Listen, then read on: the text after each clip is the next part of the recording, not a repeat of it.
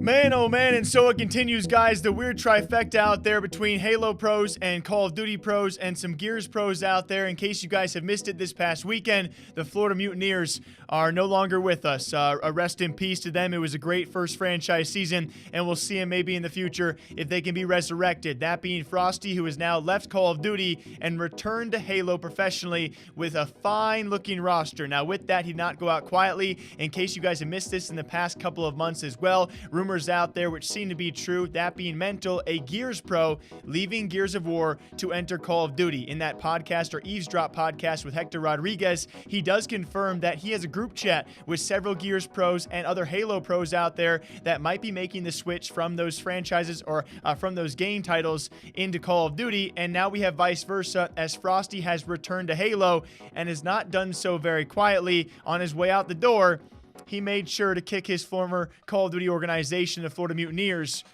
right in the frickin' teeth. Because with the announcement of Sentinels now having the Halo squad return to them, and with that being Frosty, Florida Mutineers seeing him off and saying, wait, was Modern Warfare really that bad? Good luck in your new journey, Frosty. And Frosty's one and only response saying, I do not F with you at all, but good looks. And boy, oh boy, words like that do make you wonder exactly what went down inside the organization, and maybe what kind of organizations out there acted potentially scummily or kind of harsh towards their players, and was Frosty's treatment done by the Florida Mutineers kind of in a similar manner? It does make you curious, with so many rosters out there replacing a majority, if not their entire rosters, and especially Frosty alongside Florida, the success they did see with numerous chips and him not having a job offer. I would say seemingly a possibility out there. We have certainly guaranteed for a few pro players. A lot of Call of Duty teams out there from Season 1 entering Season 2 are cutting the COD salaries massively to save with these rosters, so maybe that was part of it. I'm sure there's other background details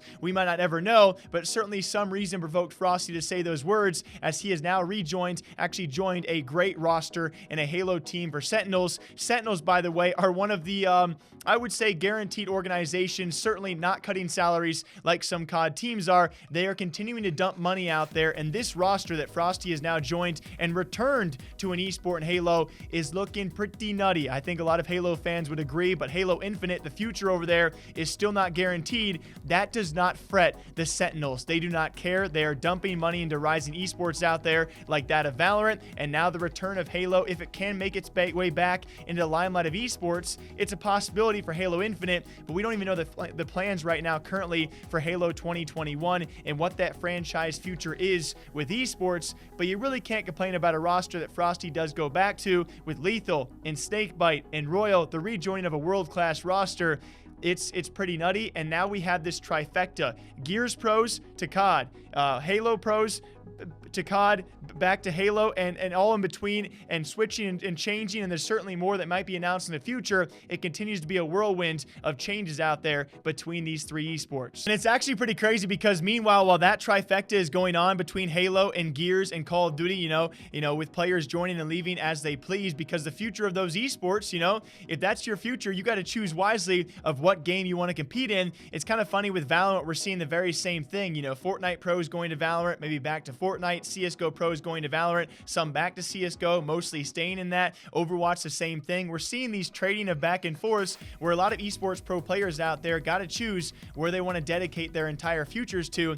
It's a very interesting thing. Now, speaking of the future of some players out there, and during this offseason, an organization doing seemingly all of the right things, as we talked about previously, that being Mental, set to sign to a new Call of Duty team and potentially be a starter in the future, but will be a sub spot for the LA Guerrillas. Another move they are making correctly is rumors brought to us by a news source out there, huh?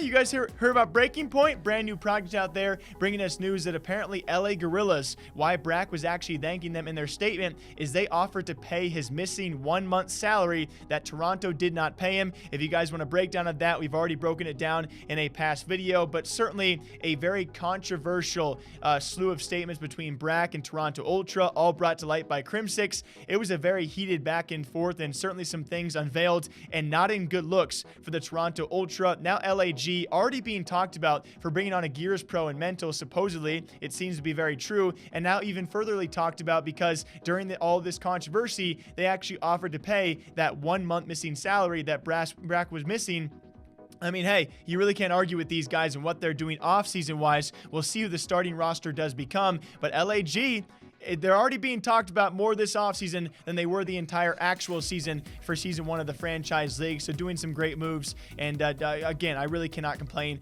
about them offering to pay a different pro player salary. It's a great move. Until next time, hope you guys all enjoy, though. The Call of Duty news is not going to be slowing down this week. It's going to be a hectic one and a very exciting one. Until next time, drink your water, drink your coffee. I'll catch you back here sometime soon. Take care.